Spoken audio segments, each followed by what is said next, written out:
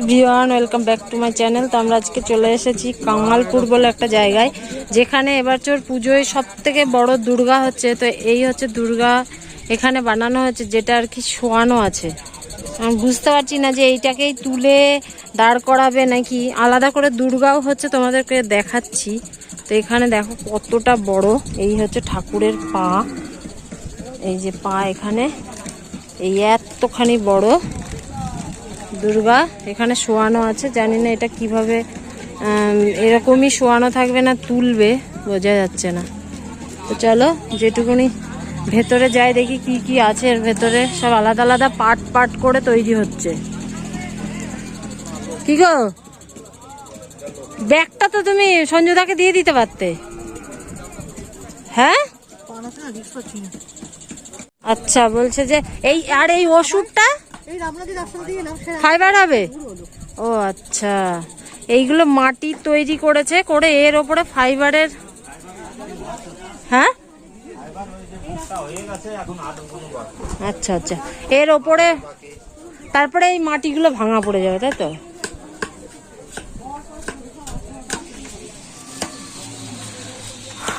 বিশাল size. সেটাই, মাটির দুর্গা হলে এতখানি তুলে দাঁড় করানোই মুশকিল, ভেঙে যাবে। তো ওই পাশে হচ্ছে যেই জিনিসগুলো রেডি হয়ে গেছে, চলো তোমাদেরকে দেখাচ্ছি। এইগুলো তোমার মাটিগুলোকে বুঝলা, এই হচ্ছে দুর্গা প্রতিমা, যেটার কম করে হাইট কত হবে বলতে পারবো না, প্রচুর বড়। ওইখান থেকে স্টার্ট করে এই যে এত বড় পা।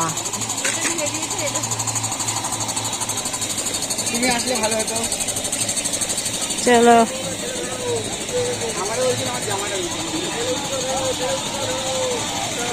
এতটাই বড় যে মানে কোন জায়গায় কি তৈরি হচ্ছে না হচ্ছে কিছু বুঝে বের করা মুশকিল। কি তৈরি হচ্ছে এইটার ওপরে ওই বডিটা হয়েছে, বুঝলা, এর ওপরে দিয়ে এর ওপর থেকে তুলে নিয়ে গিয়ে ওখানে রং হচ্ছে। এই হচ্ছে মেন দুর্গাটাকে প্রথমে এটা মাটির বানিয়েছিল, তার উপরে ওইটা করছে। চলো দেখা হয়ে গেছে। হ্যাঁ এই দিক দিয়েই যাবো, তা যাওয়ার সময়, পুজোর সময় আমরা হয়তো আর আসবো না। তো যারা এই আজকের ভিডিওটা ব্লগটা দেখবে, তারা পারলে একবার দেখে যেও, কেননা আমাদের বাড়ি থেকে এটা অনেকটাই দূর। তো এই কামালপুরে আমরা এসেছি আজকে, হচ্ছে এখানে দুর্গা ঠাকুরের সব থেকে বড় পুজো হচ্ছে এবছর, সেখানেই দেখতে এসেছিলাম। তো কিছু এখন বোঝা যাচ্ছে না, কেননা সব পার্ট আলাদা আলাদা করে রাখা আছে। পুরো রেডি না হওয়া পর্যন্ত বোঝা যাবে না, তাই না? পুরো রেডি না হলে কিছু বোঝা যাচ্ছে না। তবে বললে এইটা এই একটা, হ্যাঁ এই জিনিসটা হচ্ছে অসুর বানাচ্ছে, অসুরের বডি সব আলাদা আলাদা পার্ট পার্ট করে করছে। পা আলাদা, শিয়ালদা থেকে রানাঘাটে নেমে 3 নম্বর প্ল্যাটফর্মে বাইরে এসে এখানকার অটো আছে, হ্যাঁ বললেই স্টেশন থেকে একদম 40 মিনিট লাগে ওখান থেকে, সুন্দরভাবে এখানে পৌঁছে দেবে। সুন্দরভাবে একদম এই স্থানেই নামিয়ে দেবে। আমরা যদিও অনেকটা ঘুরে এসেছি, তো ফেরার সময় আমরা একটু সোজা রাস্তা দিয়ে যাওয়ার চিন্তা করছি, কেননা যেদিক দিয়ে আসলাম আমরা অনেকখানি সময় লেগেছে। চলো দেখা হয়ে গেছে, খুবই গরম লাগছে।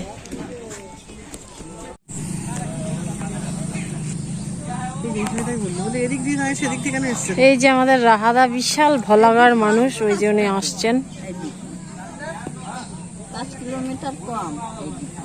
হ্যাঁ কেলেদা আমাদেরকে ঘুরিয়ে নিয়ে এসছে। কেলেদাই বলেছে ওই দিক দিয়ে তাড়াতাড়ি হবে।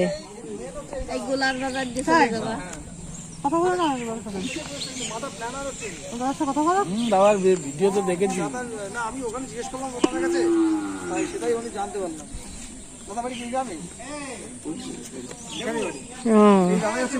মানে এই মাথাটা একদম তো প্ল্যানার থাকতে হয়। হ্যাঁ সেটা ঠিকই, কামালপুর অভিযান সঙ্গে পক্ষ থেকেই। হ্যাঁ না মানুষের প্রচেষ্টা, কিন্তু একজনের কতদিন ধরে চলছে দাদা এই ঠাকুরের? বাবা এত বড় বড় স্ট্রাকচার তৈরি করতে জমি টমি যারা জমি তারাও তো আপনাদের ওই দিন থেকে ছেড়ে দিয়েছে।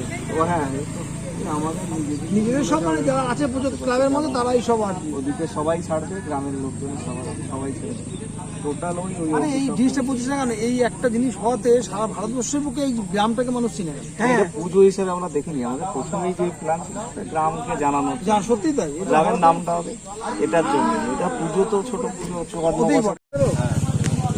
সেগুলো আপনারা টেন্ডার করে যারা মাঠ কেনে আর কি, এইসব জানেন নিশ্চয়ই আপনারা এগুলো। তার মানে এই ফুলের গাছ টাছ এইগুলো সব উঠিয়ে দেবে না সব?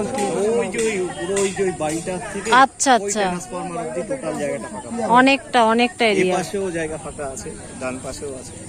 আর মানুষ এসে আরামসে দেখতে পারবে দাঁড়িয়ে থেকে, সুন্দর ব্যবস্থা। অসুবিধা এত জমি পাওয়া যায় নাকি? আমাকে প্রথম বললো কি চওড়া রাস্তার কাছে যদি করে দেয়, আমরা এত জমি খেতে সেই অনেক জমি। এ তো গ্রামের লোক আনন্দের সাথে ছেড়ে দিচ্ছে না, কোনো অসুবিধা নেই, চলে একটা ফসল না করলে কি হবে, গ্রামের নামটা হোক। এটাই বিশাল আসলে না, নিজেদের একটা যারা পুজো করে সবাই এই স্পন্সরশিপ এইগুলোর গল্পতেই পুজো করে। হ্যাঁ। আর এখানে সবই আমাদের নিজেদের টাকা, নিজেদের অলরেডি প্রায় ধরুন 40 থেকে 50 লাখ টাকা অলরেডি বেরিয়ে গেছে। তো যাবে, এইসব কম খরচ নাকি? তাই কতটা গিয়ে দাঁড়াবে বলা যায় না।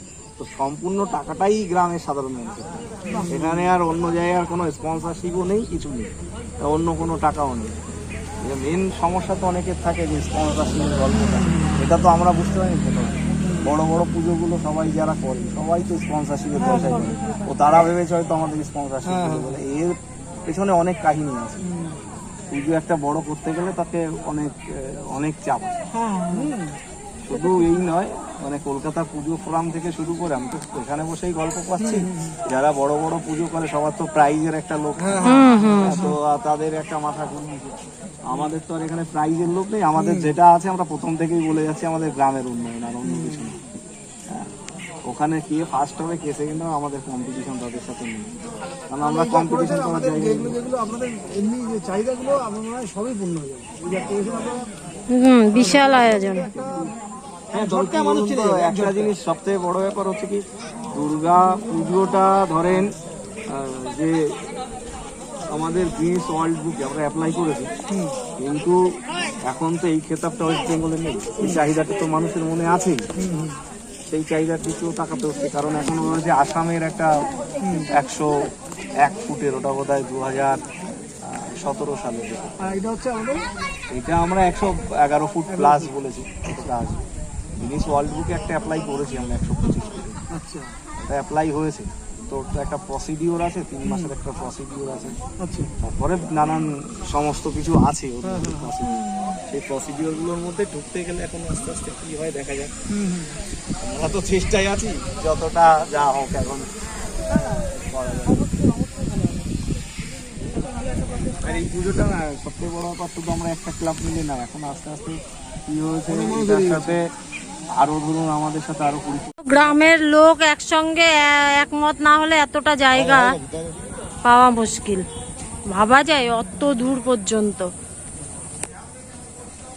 এই গরুগুলো বাঁধা আছে দেখছেন, এর পেছনে আরো পেছনে, এখান থেকে এত।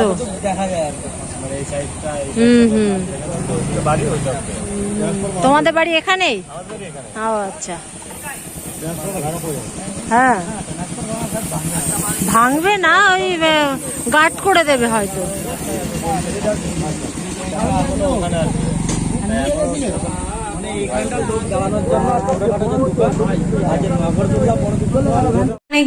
যেখানে গিয়েছিলাম সেখান থেকে বাড়ি চলে এসেছি অনেকক্ষণ আগে, চাটা করে খাওয়া হয়ে গেছে। তো এখন মেয়ে বাড়ি এসছে, ওর এখন খিদে পেয়েছে, আর এই যে কাপ নুডলস কিনে নিয়ে এসছে, এটা এখন খাবে। তাই জন্য গরম জল বসিয়েছি, জলটা ফুটলে দেব। একবারে খেতে দিয়ে দাও প্রথমে বললো, এখন আবার বলছে যে হচ্ছে একটু পরে খাবে। নে নে ড্রেসটাকে খুলে নে তাড়াতাড়ি। তো আমি আজকেও এই সমস্ত কিছু করতে পারলাম না। প্রতিদিনই বেরোনো থাকলে যদি হয় নাকি, তাই কবে যে এইসব আমি ঠিকঠাক করে সব, বিশেষ করে শাড়িগুলো সব করে দিয়ে দিতে পারলে খুব ভালো হতো, ঘরটা একটু ফাঁকা হতো। স্যার কখন হবে? দুপুরবেলা যে রান্না হয়েছিল চিংড়ি মাছ, এর মধ্যে চিংড়ি আছে কিনা জানি না, 2-1 পিস হয়তো আছে, একটুখানি আলু ঝোল আছে, ভাতও রয়ে গেছে। রাতে আজ আর রুটি করবো না, মেয়ে চাউমিন খাবে, যে কিনে নিয়ে এসছে, খাবে রাতে চাউমিন, এখন আবার ম্যাগি। তো ম্যাগি হয়ে গেল, কিন্তু তাড়াতাড়ি জামা ছাড়, জামা না সরি শাড়ি। তো জলটা হয়ে গেলে ওর মধ্যে দেবো, দিয়ে ওকে দিয়ে দেবো। চায়ের বাটিটা এইগুলো দেখো কিরকম পুড়ে পুড়ে গেছে, এইগুলো কালকে ভালো করে একটু মাজতে হবে। এখানে চায়ের বাসনগুলো ধুতে হবে, ধোয়া হয়নি, জলটা হয়ে গেছে, দিয়ে দিবে।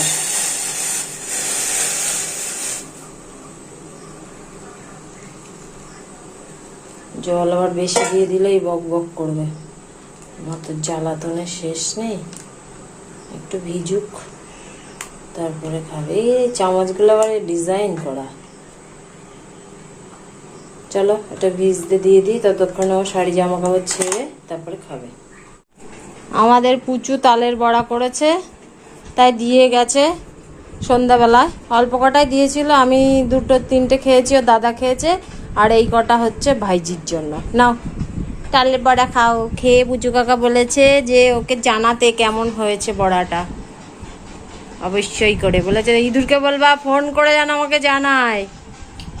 মাই শুধু বদর বদর করে, এইগুলো দুনিয়ার এই ঝাল ম্যাগি ওই কিনে নিয়ে আসে, খেয়ে নিজেই চোখ মুখ লাল করে ফেলে। কেমন হয়েছে তোর বড়াটা?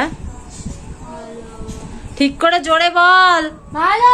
পুচু কাকাটা ফোন করে বল, হ্যাঁ রে তুই এত সুন্দর করে বড়া বানালি কি করে, তাহলে এবার বিয়েটা করে নে।